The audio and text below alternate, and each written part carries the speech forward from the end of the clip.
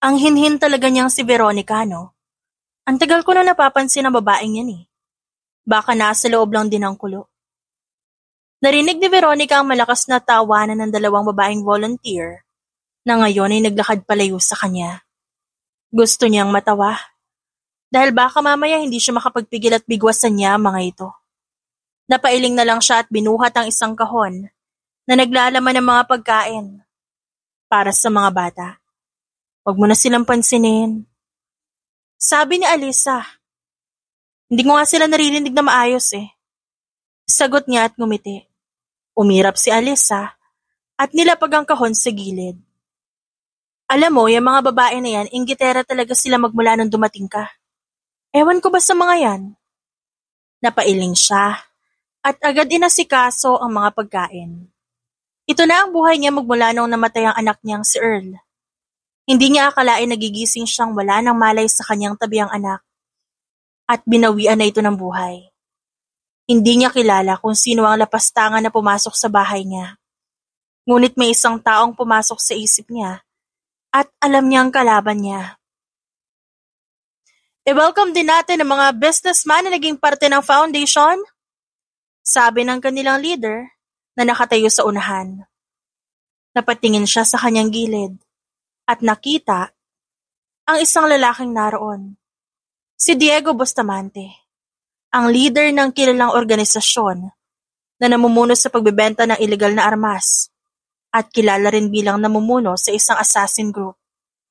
Pakiramdam niya kumulo ang kanyang dugo sa nakikita niya ngayon. Lalo na't hindi niya inaasahan na makikita niya itong muli. Thank you everyone for having me. It's such an honor to be here today. Ngumiti si Diego. Bilang regular na donor sa foundation, nais ko ring magpasalamat sa inyo sa pagsuporta sa akin bilang mayor sa lugar na ito. Mayor. Natawa siya ng mahina. Mamamatay tao ka nga. Sa sumunod na oras, nagkaroon ng salo-salo at nandun siya para mag-asikaso. Pinigilan niya ang kanyang sarili sa nais gawin. Lalo na nang makita niya si Riker na nakatitig sa kanya at umiiling pa ito. Nagtagis ang kanyang panga at agad na patingin sa kutsilyo na hawak habang iniisip ang nangyari sa kanyang anak. Veronica. Tawag ni Riker at humarang sa harap niya. Alam ko ang ginagawa ko, Riker. Hindi ako gagawa ng gulo dito. Lalo na't nandito ang mga bata. Mahinahon niyang sabi. Alam ko, nandito lang ako para pigilin ka. Sa kung sakali man ay may gawin ka. Kilala kita at kabisado kita. Kalmadong sabi nito. Bumuntong hininga siya at nilapag ang kutsilyo. At mabilis na umalis. Para umuwi. Nang makarating siya sa kanyang bahay, napasinghap siya at napatingin sa litrato ng kanyang 8 taong gulang na anak. Napangiti siya ng mapait dahil sa labis na nangyari dito. Maging siya hindi makapaniwala sa sinapit ni Earl. Huwag kang mag-alala, anak. Bibigyan kita ng hustisya. Kinabukasan, parang normal lang sa kanya ang nangyari kahapon. Wala siyang pinansin na kahit sino at inabala ang sarili sa trabaho. Nangako siya noon na hindi na siya babalik pa sa organisasyon. Dahil nangako siya sa kanyang anak na mananatiling normal ang buhay niya at hindi na siya babalik sa nakaraan. Pakilagay na lang dyan yung emergency kit sa likod. Utos ni Alisa. Wala na bang iba ipapasok? Tanong niya. Ngumiti ang babae. Wala na, last na yung hawak mo. Napatango siya at agad lumabas at pumasok sa loob. Ngunit natigil siya sa kanyang paglalakad nang maramdaman na may nakatingin sa kanya. Nilingon niya yun at pinagmasdan, ngunit wala siyang nakita kaya nagpatuloy siya sa paglalakad. Pumasok siya sa basement. Agad kinapa ang maliit niyang baril. Sino ka? Matagal ka na naming hinahanap. Nandito ka lang pala. Tapos mo na bang pagluksa ng anak mo, mafia lady? Tanong ng isang lalaki. Anong kailangan mo sa akin? Tanong niya habang pinapakinggan ng boses. Simple lang. Isang pares ng sapatos ang lumabas mula sa shelves. Nagpakita ang isang lalaki. Ang mamatay ka.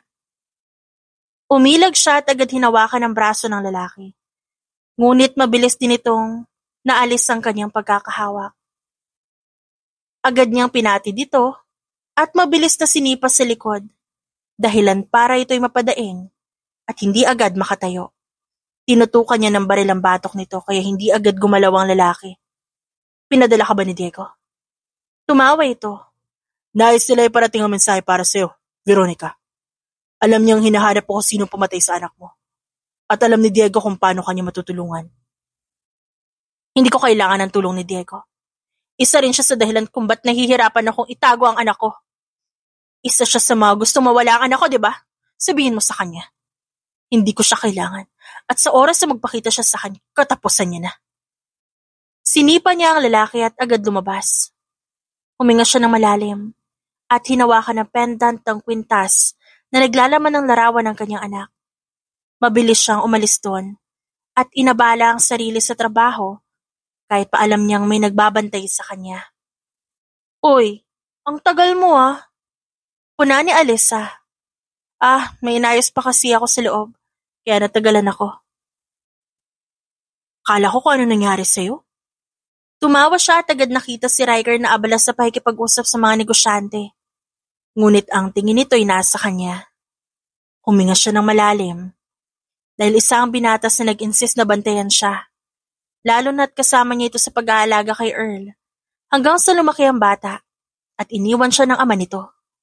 Napailing siya at agad na pumunta sa loob para mag-asikaso ng kailangan nilang dalhin para mamaya. Alam na nilang nandito ako. Sabi niya kay Riker, dapat maganda ka. Oras na malaman pa ng iba. Baka mapahamak ka. Just keep me updated, Riker. Kung gusto nila ng gulo, ako mismo magbibigay sa kanila nun. Bakit ba kasi ayaw mo nila ipasa sa amin ang gawain, Veronica? Kilala ka bilang mafia lady. Kilala ka sa kakayahan mo. Ba't ba ayaw mo kami na lang magparusa sa mga may kasalanan sa'yo? Sandali siyang natigilan nang marinig ang boses ng kanyang ama sa telepono. Hindi niya inaasahan na tatawag ito dahil madalas naman abala ito sa kanilang organisasyon, lalo na't kilala ang kanyang ama bilang negosyante. Hayaan mong ako ang maningil sa kanya, Papa. Nakita ko na si Diego. At kung tunay ngang siya may gawa sa pagkamatay ng anak ko, iisa-isahin ko silang lahat. 4 na sospek ang tinatarget mo hanapin. At iba sa mga yon, galamay ng pinaka-boss nilang si Dylan, na ngayon ay nagtatago. Isa si Diego Bustamante sa galamay ni Dylan. So anong plano mo? Sa loob ng maraming taon, marami na siyang nakaaway. At aaminin niyang naging brutal siya nun. Simula bata pa lang, ang kanyang ama ang humasa sa kanyang galing. Ang kanyang ama naging sandigan niya sa tuwing may kalaban. At ito rin ang naging instructor niya sa pagpatay. Nang mabuntis siya kay Earl, doon nagsimulang magbago ang buhay niya. At nalagay siya sa tahimik na buhay. Ngunit iba gumalaw ang tadhana para sa kanya. Veronica, nandiyan ka pa ba? Pukaw ng kanyang ama sa kabilang linya. Yes pa, may naisip lang ako. Bumuntong hininga ang kanyang ama. Mamayang gabi, nasa auction event si Diego Bustamante. Kasama niya ang mga tao niya at si Red Garcia. Might want to destroy the auction, dear? Napangisi siya sa sinabi ng kanyang ama. I'm on my way pa, thanks. Sa sumunod na oras, naganda siya ng dadalhin niya. Lalo na ang laso na siya mismo ang gumawa. Gusto niya makitang mamatay sa harap niya si Diego. At nang makita ni Red na talagang nagbalik na rin siya. Suot ang kanyang itim na sando, na pinatungan ng blazer, itim na pants, ngumisi siya. Riker, pakihanda ang kotse. Saad niya sa binata na nakatingin sa kanya. Sasamahan kita sa loob ng venue. Saad nito at tinignan ang katawan niya. You look good. Tumawa siya at bumaling dito. Mula pa nang buhay pa si Earl, ito na ang kasama niya. At kinikilala ito ng kanyang anak bilang ama. Ito na rin ang naging kasama niya sa loob ng maraming taon. Pero isa lang din ang pinagtataka niya. Bakit wala pa itong girlfriend o asawa? Sa loob ng ilang taong lumipas. Wala ka pa rin bang balak magkaroon ng girlfriend? Natawa si Riker at nagsimula ng magmaneho. Focus ako sa car racing. At saka focus din ako sa pagbabantay sa'yo. Kagaya ng sabi ni boss. Kaya ko naman ang sarili ko, Riker. Ikaw, hindi ka na bata pa. Mas gusto kong alagaan ka.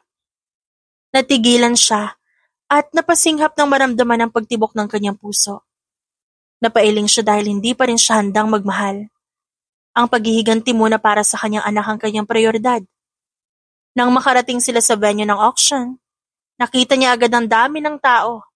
Kaya mabilis silang humanap ng pwesto nang sa ganon maisagawa niya ang plano. Siguraduhin mo, Riker, na mapupunta kay Diego ang wine na may lason. Akong bahala kay Red. Okay. Sagot nito at agad umalis sa tabi niya. Nagsimula ang bidding.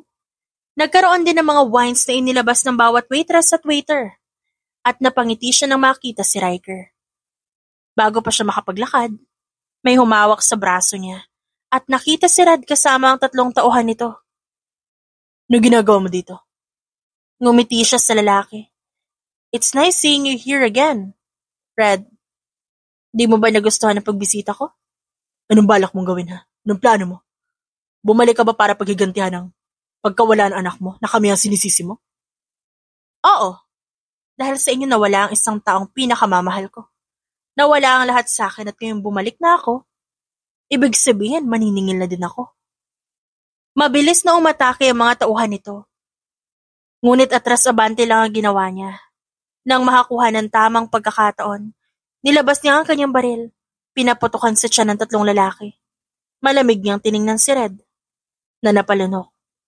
At nang akmang susugod dito, sabay silang natigilan ng marinig ang sigawan ng mga tao. Si Diego! Nanlalaki ang mga mata nito. Pagmasdan mo kung anong kaya kong gawin, Red. Nagsisimula pa lang ako. Walang yaka! Ngumiti siya at tinutukan ng baril ang noon nito. Walang ina ang makakatiis sa pagpastang sa kanyang anak. Nagsisimula pa lang ako, Red. Yan ang sabihin mo sa boss mong si Dylan. Ngumiti siya at agad tinignan si Diego na wala ng malay. Nagkukulay ube na ang mukha nito. Wala siyang maramdaman kundi galit at determinasyon habang sabay nilang pinagmamasdan ni Red ang nangyari. Pagmasdan mo kung anong mangyayari kapag ako nakahuli sa inyong lahat. Tinignan niya si Red na napalunok. Hindi lang yan ang kaya kong gawin. At alam mo yan, Red. Napatingin sa kanya ang lalaki. Maya-maya inilibot ito ang paningin sa paligid. Tila ba naghahanap ng paraan para makatakas kaya tumawa siya. Sabihin mo sa kanya, ako ang multo na ina nang nawalan ng anak.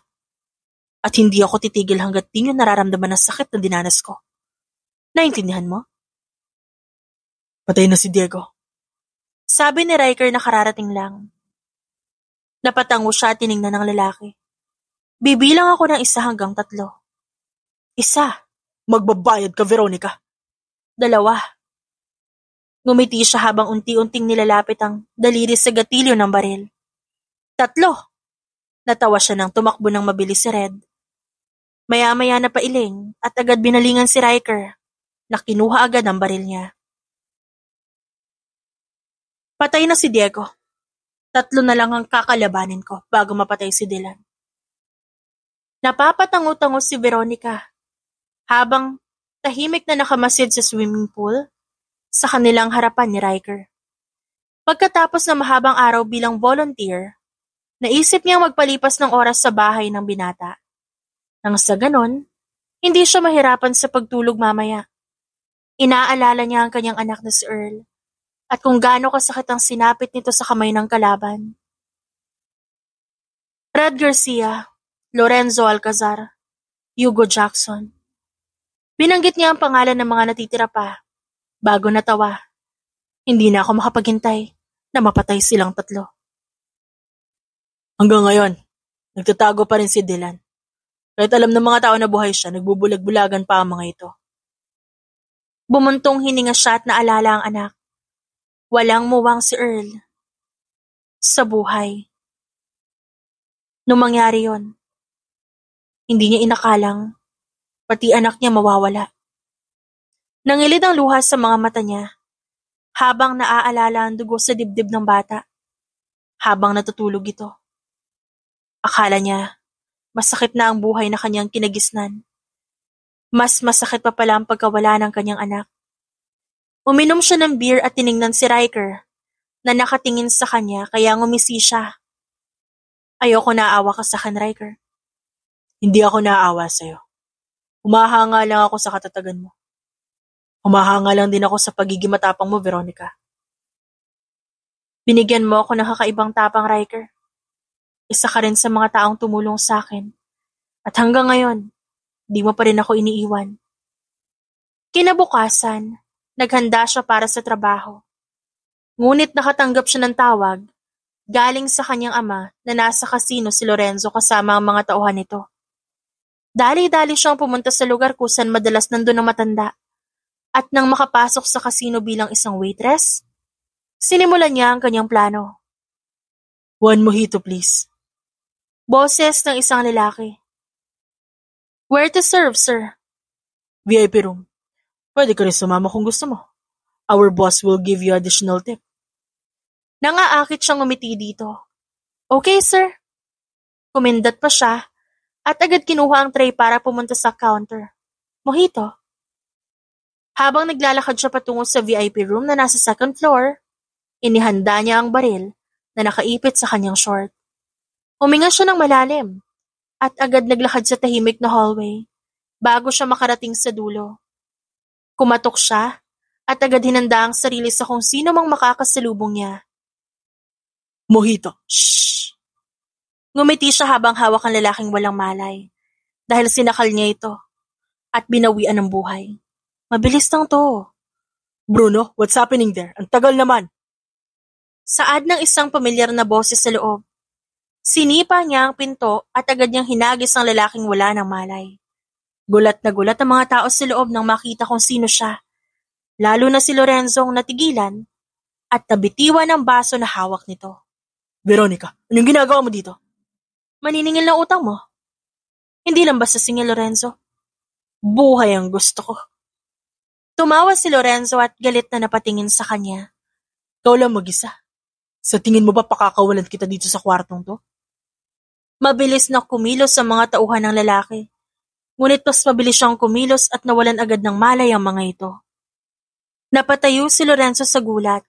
Bumakas sa mga mata nito ang takot at pangamba. Dahilan para mapangiti siya habang pinupunasan ng kutsilyong hawak. Baka pwede natin pag-usapan to, Veronica. Alam ko naghihiganti ka lang sa pagkamatay ng anak ko pero wala akong kasalanan doon. Napag-utusan lang ako. Pag-usapan? Matagal na ako naghihintay ng pagkakataon. At ngayon nandito ka na sa harapan ko. Ba't ko pa sasayangin? Nakita niya ang pasimpleng pagkuha nito sa baril sa likod nito. Ngunit bago pa man ito makakilos, mabilis niyang tinakbo ang pagitan nila at tumama ang kutsilyo sa dibdib nito. Napasigaw ng malakas si Lorenzo at nanlalaki ang mga mata nakatingin sa kanya. Ngayon, nasan si Dylan? Wala na si Dylan. Hindi ko alam. Sigaw nito habang napapadaing sa sakit. Hindi siya agad naniwala. Lumuhod siya sa harap ni Lorenzo habang hawak pa rin ang kutsilyong may bahid na ng dugo. Huminga siya ng malalim at pinakatitigan ng lalaki na ngayon bumubuga ng hangin upang mabuhay pa. Hindi mo alam o ayaw mo lang sabihin. Huli ko siya nakita nung inilibing mo ang anak mo. Pagkatapos nun, hindi ko na ulit siya nakita. Nagtagis ang kanyang panga. Huwag mong binabanggit ang anak ko sa usapan nating dalawa. Mabilis siyang tumayo at napatingin sa nahihirapang lalaki. Tumayo na siya sa pag-aakalang tapos na. Pero binalikan niya ang lalaki nang magbago ang kanyang isipan. Mabilis niyang pinaputokan nito ng baril sa bandang ulo bago siya tuluyang umalis doon. At tinapon ang hawak niya pagkatapos. Natigilan siya nang tumunog ang cellphone niya at nakitang tumatawag si Riker habang palabas ng VIP room. Lumabas ka na dyan. Nakatunog ang tauhan ni Lorenzo. Nasa likod ako. Ayun! Sigaw ng isang lalaki mula sa malayo. Napasinghap siya at agad tumakbo sa emergency exit at mabilis na lumabas sa kasino. Nakarinig siya ng putok ng baril at kasabay nun ay ang pagparada ng kotse ni Riker sa harap niya para makasakay siya agad. Sinasabi ko na nga ba dito ka pumunta? Nag-alala ako kanina, kaya hindi na ako nagdalawang isip na puntahan ka. I'm sorry. Ayaw ko lang palampasin ang pagkakataong to. Next time, huwag ka na aalis na hindi ako kasama. Bumuntong hininga ang lalaki. Nawala na rin sa akin si Earl. Ayokong pati ikaw, mawala din. Lumipas ang mga araw. Naging abala si Veronica sa kanyang trabaho. Dahil madalas na siyang wala, dahil sa kanyang ginagawa. Tiningnan niya ang mga batang masayang kumakain at napangiti siya. Nararanasan ng mga ito ang kumain ng masarap na ulam. Lumipas ang mga araw pa, mas naging masaya siya sa ginagawa. Ang saya mo Namiss mo anak mo? Wala namang araw na hindi ko namimiss ang anak ko, Alyssa. Natutuwa lang ako kasi nakikita ko yung mga bata ngayon. Ako, sigurado akong proud na proud sa iyong anak mo. Napakarami mong natulungan, Veronica. Tiningnan niya ang nag-iisa niyang kaibigan at napalunok siya ng maisip na baka ito naman ang mawala sa kanya. Huminga siya ng malalim at nag-iwas ng tingin. Dahil alam niya sa mga oras na ito, alam na ni Dylan na gumagalaw na siya para magiganti. Kain lang kayo ng kain.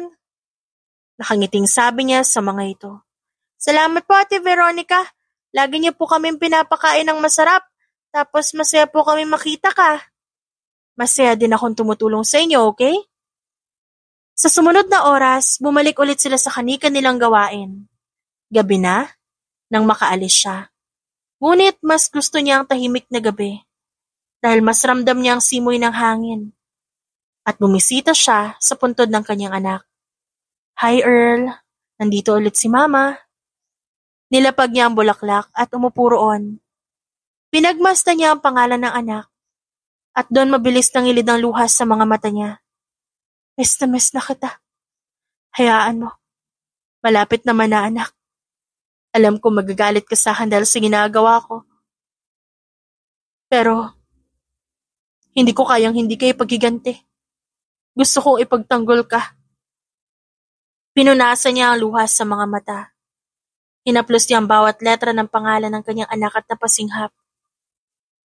Nanikip ang kanyang dibdib at hindi naman niya napigilan ang pag-iyak sa puntod nito. Umiiyak din pala ang isang mafia lady. Umalingaw-ngaw ang hindi pamilyar na boses ng lalaki. Ito na ba yung vulnerable side ng isang mafia lady? Tumawa ng malakas ang isang lalaki. Tumayo siya at inayos ang leather jacket. Bago siya nagangat ng tingin habang pinupunasan ng luha sa mga mata. Mas marami ang bilang ng mga ito kesa sa kanya na mag-isa lang ngayon. Naglakad siya at pinakiramdaman ng kilos ng mga ito. Habang naririnig ang pangiinsulto ng lalaking nasa harapan. Alam namin na hinahanap po si Boss Dylan. Alam din namin ang balak mo kaya pinadala niya kami dito para wakasan yung ginagawa mo. Pasensya na lang, naabala pa namin ang pag-iyak mo. Marami kang sinasabi. Sumugod ka kung susugod ka. Sure ka ba? Patayin niyo yung babaeng yan.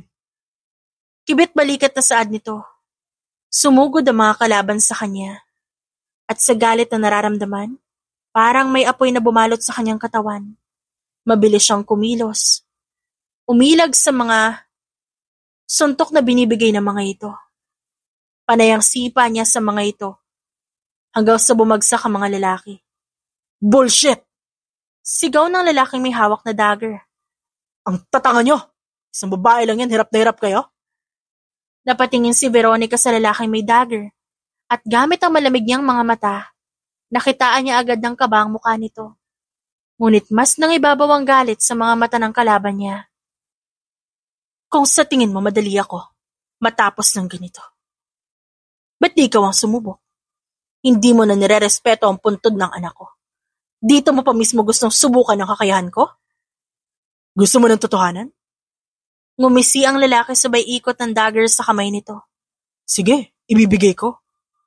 Sumugod ito sa mabilis at agresibong kilos. Pero dahil handa siya, mabilis siyang umilag. Sa unang saksak nito, sabay hampas ng baril sa braso ng lalaki. Nabitawan nito ang dagger. Isang suntok sa sikmura ang sumunod niyang ginawa hanggang mapaluhod ito. Kayo ang dahilan kung ba't nagkakaganito ang isang tulad ko. Kaya kayo rin ang magiging dahilan ng kasiyahan ko pagkatapos ng lahat ng ito.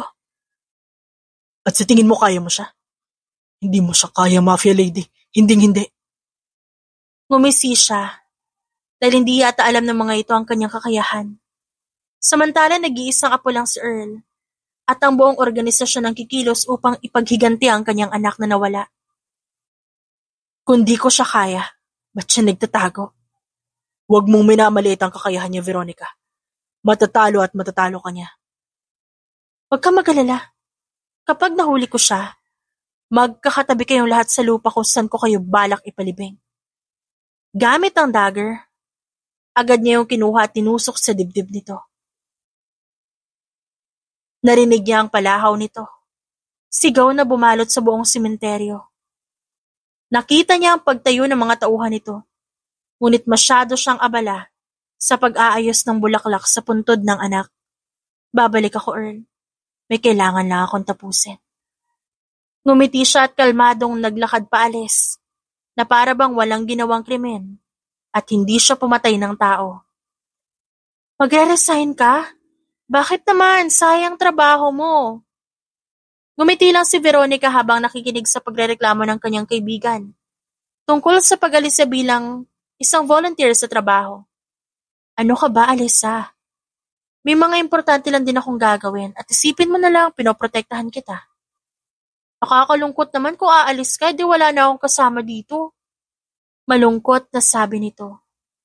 Natawa siya at mabilis na niyakap ang kaibigan bago siya nagpaalam at umalis. Sumakay siya sa kanyang kotse at agad tinawagan si Riker na abala sa car racing nito sa mga nakaraang araw.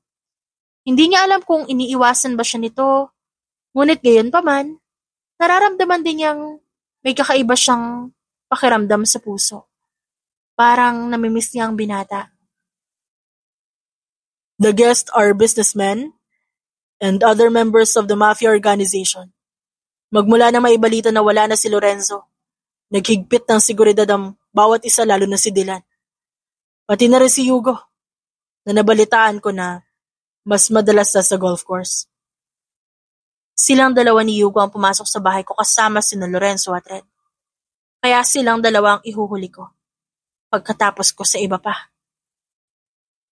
Tumawa ang kanyang ama. So, is it true now? You're back as a mafia lady. Hindi siya sumagot. Mabilis nang binaba ang cellphone at pinarada sa kanyang bahay ang kotse. Dire-diretso ang lakad niya at nang makarating siya sa kwarto, binuksan niya ang cabinet at nakita ang 4 na baril at ilang bala. Napatingin siya sa kanyang telepono at nakitang tumatawag si Riker. Saan ka pupunta? Sa event kung saan naroon si Red Garcia. Sasama ako. I miss you. Wala sa sariling saad niya sa lalaki. Veronica. Narinig niya ang malakas sa pagpreno ng kotse nito, kaya napangisi siya. Pupuntahan kita at sabay tayong pupunta. Natawa siya at agad binaba ang tawag. Itinali niya ang kanyang mahabang buhok at mabilis na nagbihis at kinuha ang gamit niya.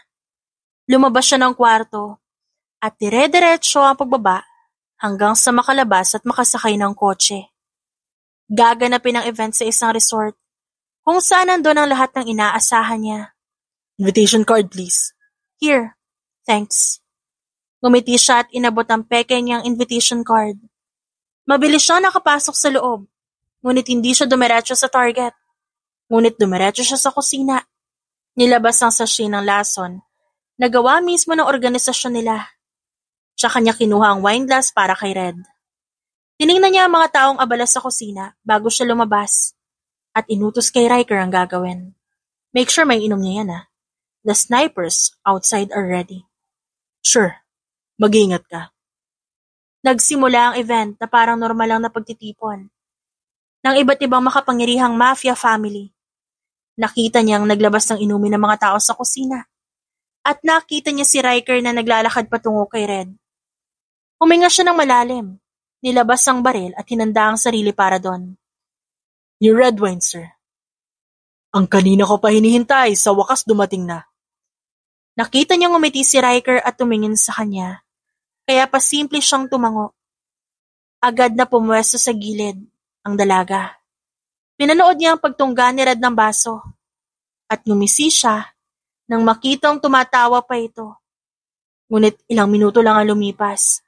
Biglang napahawak si Red sa leeg at nagsimula itong magsuka. Nagkagulo ang mga tao sa paligid. May ilan na lumapit kay Red. Ang iba naman napaatras sa takot. Tubig! Tubig! Mahinang saad ng lalaki.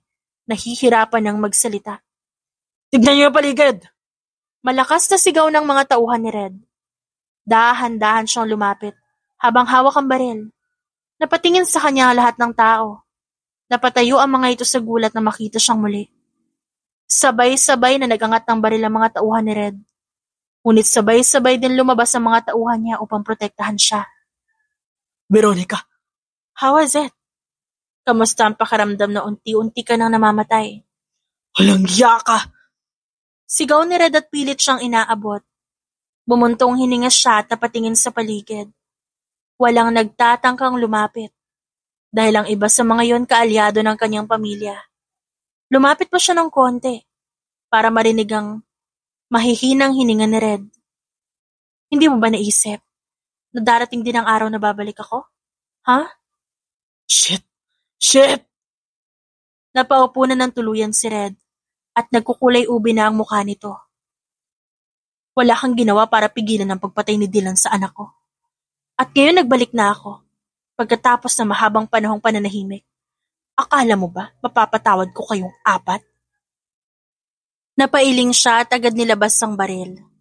At nakita niya ang panlalaki ng mga mata ni Red. Agad itong napasinghap at tuluyan ang bumagsak ang katawan nito dahil sa pagkalat ng lason sa buong katawan. Walang gumagalaw, lalo na't bantay sarado ng mga tauhan niya ang bawat isa. Veronica, anong kasalanan ng taong yan sa'yo? Kalmadong tanong ng isang lalaki na kasuot ng formal na damit. Tinignan niya yon. Pinatay nila yung anak ko. Hindi ba nila alam na ikaw ang mafia lady na makapangyarihang mafia family? Tinignan niya si Red na wala ng buhay sa harapan niya. Tahimik ang buong bulwagan. Ang mga bisita ay nag-aalangan kung aalis o mananatili pa roon. Ang ilan ay yumuko bilang respeto sa kanya. Ang iba naman ay tahimik na nagmamasid sa pag-alis niya at pag-iwan sa katawan ni Red. At kung makita niyo si Dylan at Hugo, pakisabi sa akin at pupuntahan ko. Malakas na palakpak galing sa ama ni Veronica ang narinig niya nang makapasok siya sa malaking living room ng bahay nito. Nagkalat ang mga tauhan nito sa loob at labas ng bahay. Napailing siya nang yakapin siya nito at agad na nag-utos sa kasambahay ng pagkain. Nagkakalat ka these days, anak. Masaya ako nakabalik ka na. Hindi ako bumalik sa organisasyon pa. Ginagawa ko lang ang lahat ng ito para ipaghiganti ang anak ko at apo mo. Alam ko ang bagay na yan, Veronica. Naisip ko talaga na hindi ka titigil, kaya susuportahan ko ang gusto mo. Si Veronica na ba yan? Umalingaw-ngaw ang malambing na boses ng kanyang ina mula sa hagdan. Napangiti siya nang makita ang ina na nakasuot ng pink na dress habang bumababa ito ng hagdan para makalapit sa kanya. Niyakap niya ito. Natawa siya dahil babaeng-babae ang postura nito, na parang hindi humahawak ng baril at nakikipaglaban sa mga kaaway. I heard a lot about you these days, anak. Maayos ba ang kwento nila tungkol sa akin? You're such a badass. Hindi mo kasama si Riker. Susunduin niya ako mamaya. Nililigawan ka ba ng lalaki yun, Veronica? Tanong ng kanyang ama at ngumisi ng nakakaloko. Mind your own business pa. Sabay-sabay silang nagmerienda sa araw na yon, habang pinag-uusapan nilang mag-ama ang sunod nilang gagawin. Gustuhin man akuin ng kanyang ama ang plano, mas gusto niyang siyang tatapos kay Dylan. Matagal siyang nanahimik para pagluksaan ang kanyang anak. Ngunit sa pagkakataon na ito, gusto niya ring singilin si Dylan sa mga kasalanan nito sa kanya. Lagi siyang nasa golf course. Doon madalas ang meeting niya sa mga negosyante. At doon din siya dinadala ni Hugo. Pati ng mga tauhan niya. Ayon sa source, nagtatago siya sa hindi malamang dahilan. Pero alam kong alam niya na buhay ka. At nagbabalik ka sa organisasyon. Kaya nagigpit siya ng seguridad. Pagkukwento ng kanyang ama. Dahil sa kagustuhan niyang palitan ang pangalan natin bilang pinuno ng malaking mafia family, binawi niya ang anak ko sa akin. Buhay din ako kunin ko sa kanya pa. Naiintindihan ko, Veronica. Maging ka may kating-kati na. Nagantihan ng lalaking yan. Mas makakampante ako kung ikaw ang gagawa nun para sa amin. Veronica, alam ko na ngako ka kay Earl na magbabagong buhay ka. At sana wag mong kalimutan ang bagay na yon, ha? Nakangiting sabi ng kanyang ina. Pagsapit ng gabi, nakita niya agad ang kotse ni Riker at ang pagbaba nito sa sasakyan patungo sa kanya. Naramdaman niya ang pagkurot ng kanyang ina sa kanyang tagiliran. Kaya napailing na lamang siya. Sir, ma'am. Bati ng binata sa kanya mga magulang. Masyadong formal, Riker. Magiging parte ka na rin naman ng pamilya. Sir? Nako, wag mong pansinin niya matandang yan, Riker. Uuwi na ako, ihatid mo na ako. Mag-uusap pa rin tayo, Riker. One of these days. Paalala ng kanyang ama. Hinatid siya nito sa kanyang bahay. Naisip niya ang sinabi ng ama na kung pwede, turuan niya ang kanyang sarili na magmahal ulit. Naramdaman niya ang pagtibok ng kanyang puso. Walang iba, kundi si Riker ang tinitibok nito. Nakapagplano pala kayo nila, sir. Tanong ni Riker sa kanya. Napatango siya at hinarap ang binata. Napag-usapan namin ang gagawin kapag nagkaharap kami nila Dylan at Hugo. Gusto mo na bang mapag-isa ngayong gabi? Uuwi na ako. Stay here. Marahang sabi niya at lumapit sa binata na bahagyang natigilan. Wala akong kasama rito at gabi na rin kaya dito ka lang. Veronica. Tawag ng lalaki at hinawakan ang kamay niya. You know what I feel about you, right? Alam mo rin kung anong gusto ko. At alam mo rin na hindi kita iiwan kahit anong mangyari. Alam ko, Riker. At maging ako gusto ko rin na makasama ka. Mula pa nun gusto ka na ni Earl. At nagpakaama ka sa kanya. Hindi malabo na magustuhan din kita. Lalo pat naging komportable ako sa'yo. At napasaya mo ako kasama ang anak ko. Nagkatitigan silang dalawa. At ngumiti siya nang marinig ang kalabog ng kanyang puso. Lumapit pa siya at bahagyang tumingkayad para abutin ang labi ng lalaki. Tila tumigil ang mundo niya nang maramdaman ang pagtugon ni Riker sa halik na yon. I like you so much. Napangiti siya sa sinabi nito. Hindi ko alam ang gagawin ko, Riker, kung wala ka. Siguro kung wala ka, baka sumunod na rin ako sa anak ko. Hanggat nandito ako, hindi ka mag-iisa, okay? Hindi ka may iwan mag-isa dahil kasama mo ako. Napayuko si Veronica habang pinipigilan ang pagpatak ng luha. Ramdam niya ang bigat ng kanyang dibdib, pero sa mga salitang binitiwan ni Riker parang unti-unting gumagaan ang lahat. Salamat. Hindi mo alam kung gaano kahalaga yan sa akin. Alam ko na hindi madali ang lahat, lalo na sa pinagdaanan mo. Pero gusto ko malaman mo na hindi mo kailangang harapin to na mag-isa. Sa nangingilid na luha, nagangat siya ng tingin. Napangiti si Veronica dahil ramdam niya ang pagmamahal nito. At sa unang pagkakataon naramdaman niyang may liwanag na ulit sa kanyang puso. Malalim na ang gabi, ngunit hindi nagpatinag ang galit ni Veronica habang bumabiyahe patungo sa golf course kung nasan sina Dylan at Hugo. Nakahanda na ang lahat, Veronica. Maging ang mga snipers nakapwesto na sa kanilang lugar. Saad ni Riker habang nagmamaneho. Siguraduhin niyo matitira si Dylan. Akin yung hayop na yon. Pinarada nila ang 4 na van sa hindi kalayuan.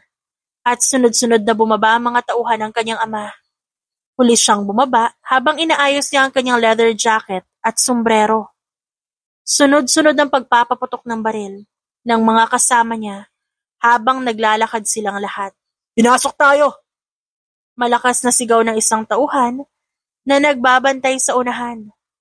Tumunog ang warning siren hudyat na may panganib at sila yon. Ngumiti siya habang nakalagay sa bulsa ang kanyang mga kamay. Sino kayo? Anong ginagawa niyo dito? Hindi kayo pwede dito, hindi kayo imbitado. Kung ayaw niyong maubos kayong lahat, ngayon pa lang, umalis na kayo. Magkasunod na saad ni Hugo at Dylan. Nahati ang pangkat ng mga kasama niya at dahan-dahan siyang naglakad upang magpakita sa mga kalaban. Napansin niya ang pagdaan ng gulat sa mata ni Hugo at Dylan. Dahilan para mapangiti siya. Dahil yun ang inaasahan niyang reaksyon ng mga ito. Mafia Lady, Veronica. Saad ni Hugo na kahit bakas ang kaba sa mga mata, nanatiling matapang, mayabang at matikas. Anong ginagawa mo rito, babae? Pagkatapos mong patayin si Red, Diego at Lorenzo, sino ang susunod mo? Kami? Tumawa ito ng malakas, tila ng iinsulto. Tama ang hula mo, Dylan. Kayong dalawa nga ang isusunod ko. Napatawa si Hugo pero halatang pilit. Ang tapang mo ah. Kala mo ba porke marami kang kasama, kaya mo na kami? Hindi nasusukat sa dami ng kasama o natatansya ang galing ng isang tao. Baka hindi niyo ako kilala. Sigurado ka ba dyan? Sabat ni Dylan sabay abot sa likod ng sinturon para kunin ang baril. Baka gusto mong pag-isipan mo na bago ka magsalita. Ngunit bago pa man makalapit ang kamay nito sa baril, mabilis siyang gumalaw. Isang sipa sa braso ni Dylan ang nagpabitaw dito sa hawak na baril sabay tutok ng sariling armas sa dalawa. Hindi ako dumating dito para makipag-usap. Dumating ako para tapusin ang lahat. Kung ganyan ang gusto mo, sige. Pero wag mong kalimutan, hindi kami basta-basta bumabagsak. Hindi rin ako basta-basta sumusuko. Simulan na natin. Tila rayot ang nangyari sa gabing yon. Sunod-sunod na lumabas ang mga tauhan ni Dylan at Hugo. Hinayaan niya ang mga kasama niya sa gusto nilang gawin. Nakapasok sila sa loob mismo. Mabilis niyang sinipas si Dylan sa likod at hinampas ng palad niya ang batok ni Hugo na napadaing naman. Hindi kayo pwedeng tumakas. Mariing sabi niya. Napaatras si Dylan habang hawak ang likod niya. Samantalang si Hugo ay napaluhod sa sahig habang hawak ang batok. Pareho silang nagulat sa bilis ng kilos niya dahil hindi nila inaasahan na ganito kabilis ang galaw niya. Kala niyo ba makakalusot kayo? Matagal ko na kayong hinahanap. At ngayon nandito na rin naman tayo. Tatapusin na natin lahat. Dalawa laban sa isa ang naging atake ng kanyang pakikipaglaban. Panay-ilag siya sa mga binabatong suntok ng mga ito. Sanay siya sa ganitong laban. Mataas ang kanyang konsentrasyon. Mabilis ang pag-iisip. Nang sumugod si Hugo, mabilis siyang yumuko at sinabayan ng sikos sa tagiliran nito. Napaatras ang lalaki at napangiwi sa sakit. Hayop ka talaga, Veronica! Hindi pa siya tapos. Agad siyang lumundag at sinipas si Dylan sa dibdib. Dahilan para mapaatras ito at mabitawan ang hawak na patalim. Ngumisi siya at inayos ang leather jacket na suot niya. Ano? Bangon! Ani niya habang pumosisyon muli. Sumugod ulit si Dylan pero sinalubong niya ito na suntok sa panga. Kulang pa yan. Tumigil ka na! Wala namang kaming pakialam sa anak mo. Nanlisik ang mata niya habang dahan-dahang lumapit kay Hugo. Yan ang problema sa inyo. Akala niyo kapag wala na ang bata, tapos na ang lahat. Sinubukan ni Dylan na umatake muli. Pero mabilis siyang umiwas at siniko ito sa tagiliran. Napaluhod ang lalaki sa sakit.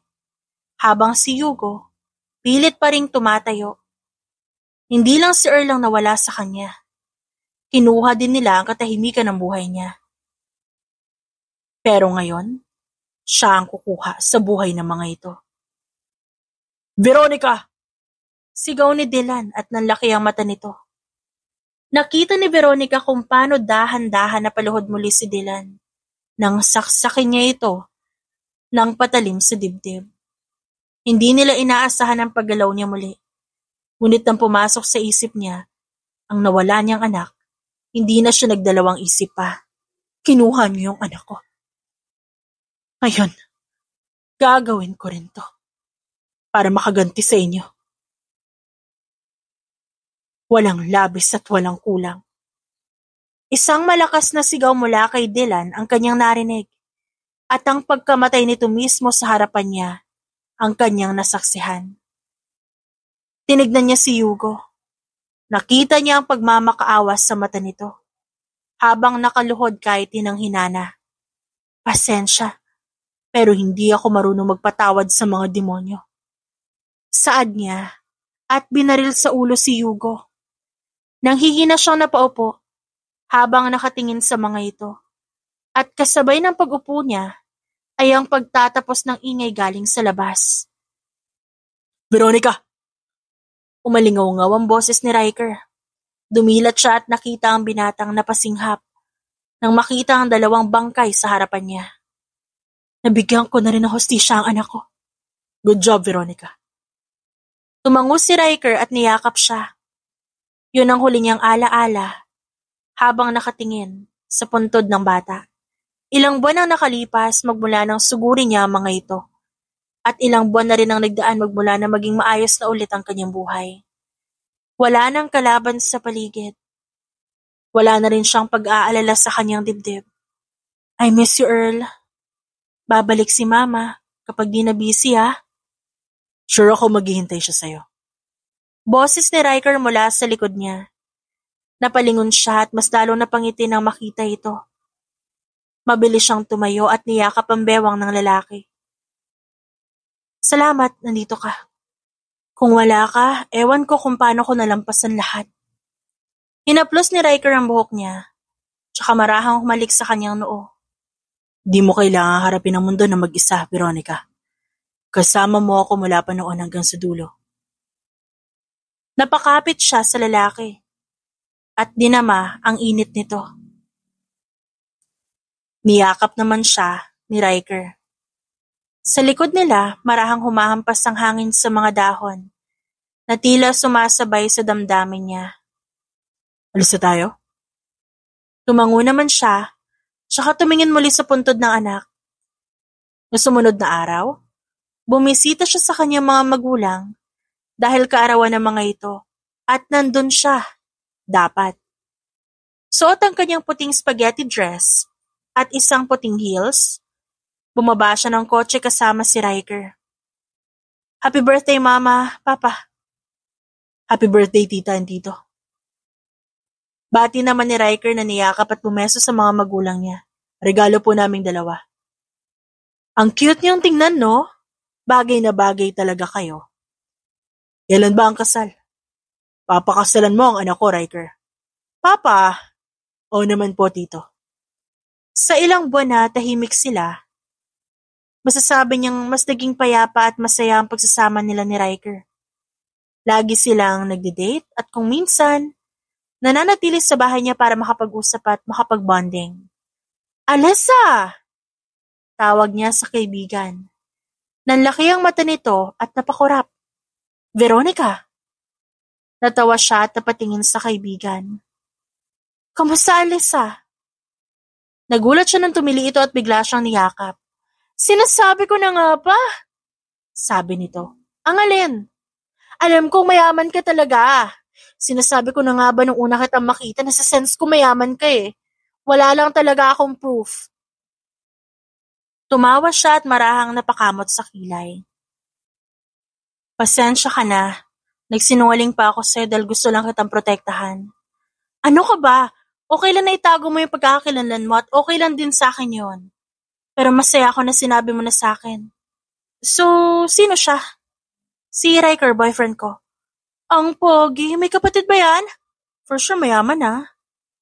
Natawa lang siya at niyaya ang kaibigan sa lamesa nila. Ngunit tumanggi ito dahil abala ang kanilang organization para mag-asikaso. Napangiti na lang din siya habang pinagmamasdan si Alessa. Sandali siyang napaisip na, ang importante, buhay ang dalaga. I'm so happy that you got a friend like her. Maingay lang siya pero totoo siyang kaibigan. That's what I know. Mapapanatag loob ko dahil alam ko may tunay kang kaibigan at kasama kapag abala ako sa trabaho. Iiwan mo na ba ang car racing? I have one last car race tomorrow evening. Gusto kong nandun ka at yun ang unang pagkakataon para mapanood mo ako. Pagkatapos noon, magpo-focus na ako sa negosyo ng pamilya namin. Panganay ako at gusto kong mabigyan ng magandang buhay ang isang katulad mo. Thank you for loving me. I love you more. Maraming tao na makapasok si Veronica sa racing arena. Kasama ang kanyang kaibigan na si Alessa. Nauna si Riker kaya late na silang nakapunta.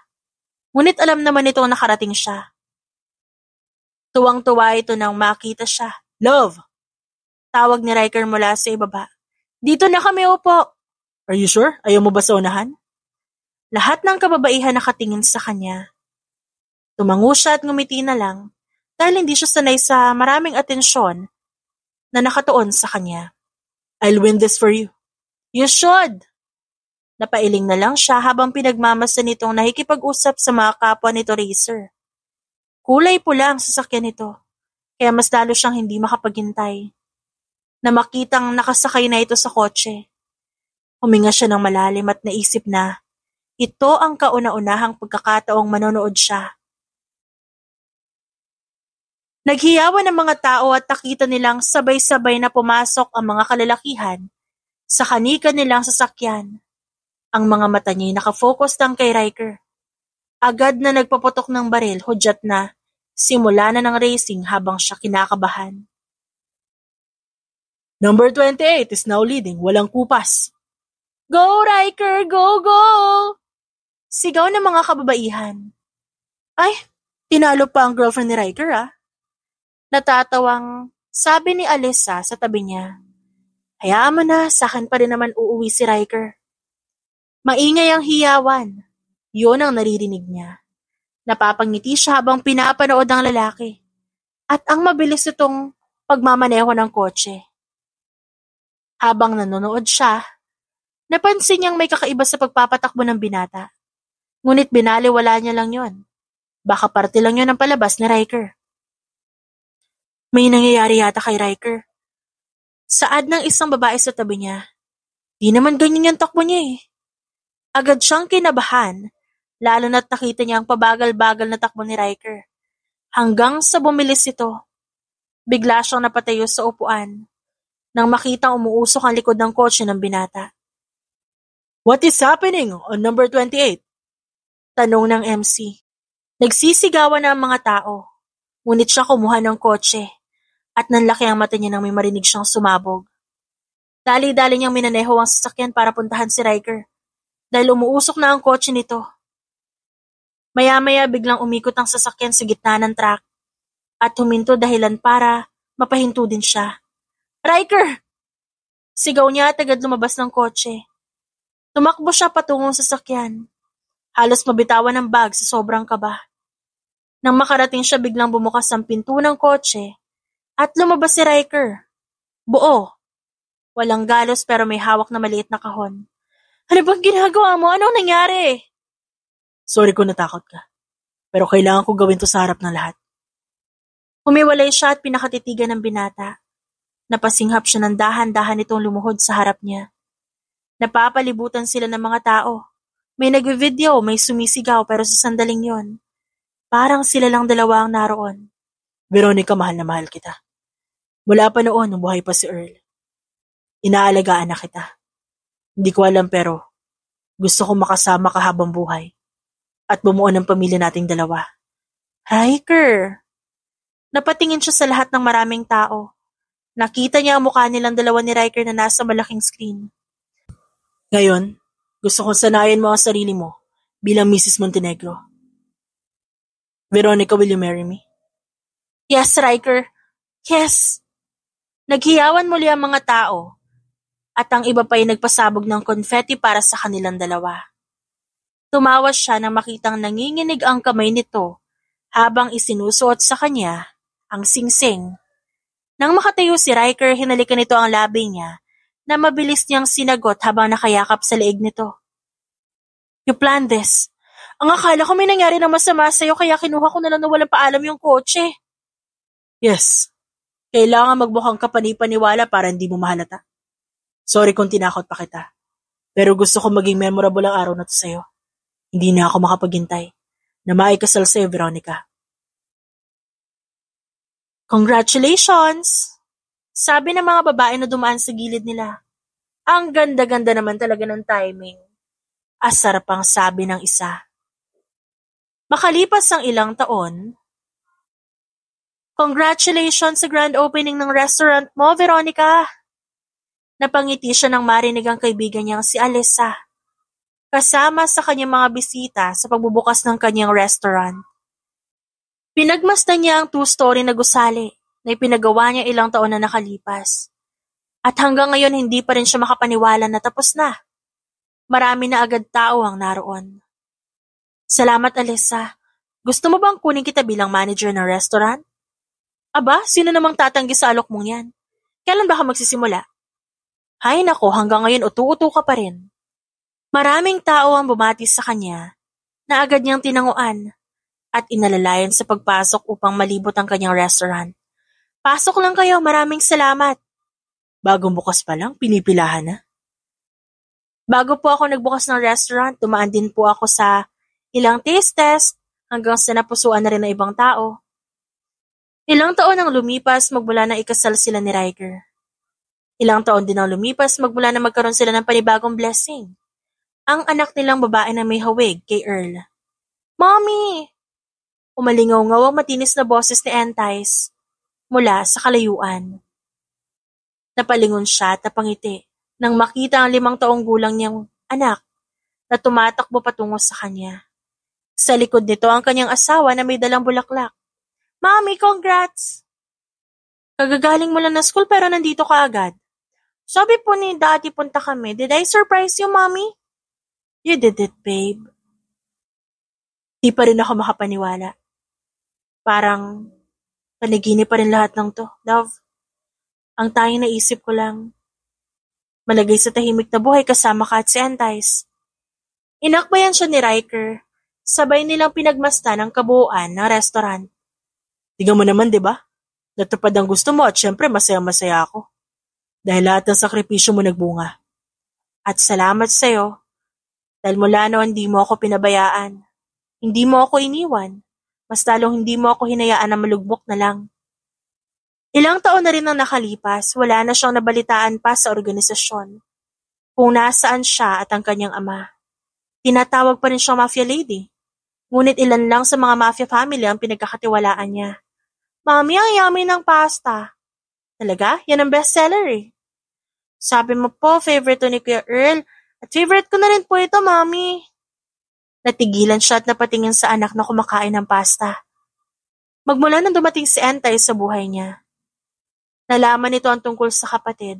Walang araw na hindi nito nababanggit ang kapatid na si Earl. I'm sure he's very proud of you. Alam ko. Sigurado rin akong masayang-masaya siya kasi natupad ko yung pangarap naming dalawa.